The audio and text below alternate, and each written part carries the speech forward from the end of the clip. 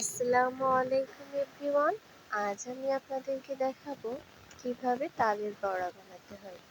তালের এই বড়া রেসিপিটার জন্য প্রথমে আমি তাল, তারপরে নিয়েছি নারকেল, তারপরে দিয়েছি পরিমাণ মতো চিনি, তারপরে দিচ্ছি একটু স্বাদ মতো লবণ, আর তারপরে দিচ্ছি চালের গুঁড়া। এটাকে এবার একসঙ্গে মিক্স নিয়ে আমি এটাকে তেলের পরে দেবো। এটা আমি আবার আলাদাভাবে তাল জ্বালায় রাখছি, এটা আবার শুধু খাওয়া যায়।